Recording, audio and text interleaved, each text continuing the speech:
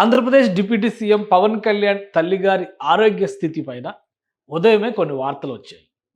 సాధారణంగా ఎప్పుడైనా అలాంటి పరిస్థితులు ఎదురైతే వచ్చేటువంటి సమాచారం ఎలా ఉంటుందంటే మెగాస్టార్ చిరంజీవి గారి తల్లి గారికి అస్వస్థత అని ఉంటుంది. కానీ ఈసారి మాత్రం ఆసక్తికరంగా డిప్యూటీ సీఎం పవన్ కళ్యాణ్ గారి తల్లి గారి ఆరోగ్యం క్షీణించింది లేదా అస్వస్థతకు గురయ్యారు.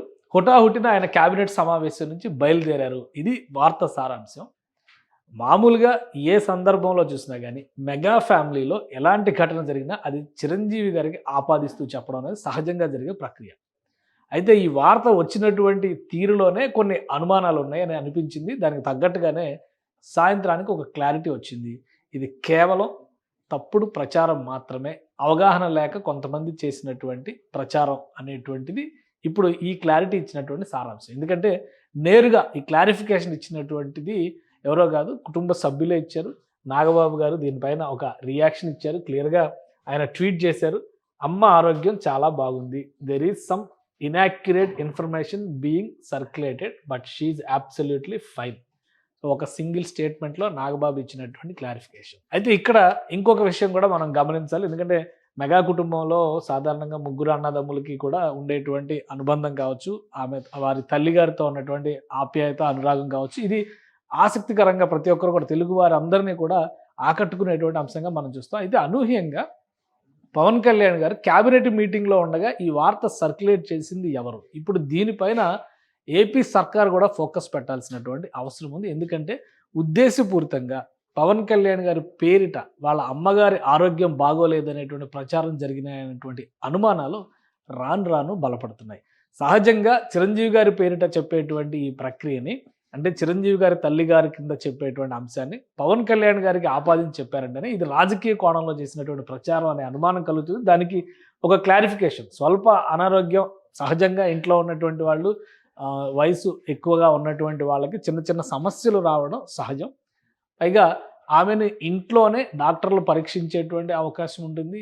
ఏదైనా అవసరమైతే మెడికేషన్ తీసుకునేటువంటి వెసులుబాటు కూడా ఉంటుంది. కానీ తీవ్ర అనారోగ్యం పాలైనట్టుగా హుటాహుటిన డిప్యూటీ సీఎం బయలుదేరి రావాల్సిన పరిస్థితి ఏర్పడినట్టుగా వార్తలు చిత్రీకరించారు. ఇది అనుమానాలు కలిగిస్తున్నటువంటి అంశం. అలానే దీనికి కౌంటర్గానే బహుశా ఉపాసన కూడా ఒక పోస్ట్ పెట్టారు, ఎక్స్లో ఒక పోస్ట్ పెట్టారు. ఆమె రన్ చేస్తున్నటువంటి కిచెన్, అత్తమ్మాస్ కిచెన్, దానికి సంబంధించి packing love and tradition from our home and sending it to all అని చెప్పని వాళ్ళ ఇంట్లో మామిడికాయ పచ్చడి తయారు చేస్తున్నటువంటి ఒక వీడియోని షేర్ చేశారు. ఆ వీడియోలో అత్తమ్మ నానమ్మ కొట్లాడుకుంటున్నారని చెప్పని కింద కామెంట్స్ కూడా చేస్తూ వీడియో చేశారు. అంటే ఎలాంటి స్థితి ఈరోజు మీడియాలోకి వచ్చేసింది అంటే, వార్తలో ఉన్నటువంటి వాస్తవం ఏంటి అనేటువంటి దానికంటే కూడా ఎంత వేగంగా ఈ వార్తను ప్రచారంలోకి తీసుకొస్తాం అనేటువంటి ఆలోచనే పెరిగిపోయినట్టుగా కనిపిస్తుంది. కుటుంబ సభ్యుల నుంచి ఎలాంటి సమాచారం లేదు, కుటుంబానికి చెందినటువంటి వ్యక్తులు బయటకు చెప్పినటువంటి పరిస్థితి లేదు. చిన్న ఇన్ఫర్మేషన్ ఏదైనా ఉన్నా కానీ క్లారిఫికేషన్ తీసుకోవాల్సినటువంటి అవసరం ఉంది. కానీ కేవలం వాట్సాప్లో మాత్రం ఈ మెసేజ్లు సర్క్యులేట్ అవ్వడం, ప్రధానమైనటువంటి వెబ్సైట్లు కూడా దీన్ని క్యారీ చేయడం. పవన్ కళ్యాణ్ గారు హుటాహుటిన క్యాబినెట్ సమావేశం నుంచి బయలుదేరారు హైదరాబాద్కి అని కొందరు, హైదరాబాద్ చేరుకున్నారని మరికొందరు కూడా రాశారు. అయితే పవన్ కళ్యాణ్ గారు ఇంకా అమరావతిలోనే ఉన్నారు, క్యాబినెట్ సమావేశంలో ఆయన ఉన్నారనేది అయితే సారాంశం. నాగబాబు గారు చేసినటువంటి ట్వీట్, అంటే ఈ ఇన్సిడెంట్కి సంబంధించినటువంటి అంశాలన్నీ చూసిన తర్వాతే నాగబాబు గారు ఈ ట్వీట్ చేశారు. ఉద్దేశపూరితంగా మెగా ఫ్యామిలీలో ఎవరో ఉద్దేశపూరితంగా మెగా ఫ్యామిలీలో ఏదో జరుగుతుందనేటువంటిది సృష్టించే కార్యక్రమం లేదా అటెన్షన్ అటు డైవర్ట్ చేసేటువంటి ప్రక్రియ ఏంటనేది తెలియాలి. ఈ మధ్య కాలంలో ఇది రెండవసారి అంజనమ్మ గారి ఆరోగ్యం బాగోలేదు అంటూ ప్రచారంలోకి తీసుకురావడం అనేది. సో ఇది ఆలోచించాల్సినటువంటి అంశం.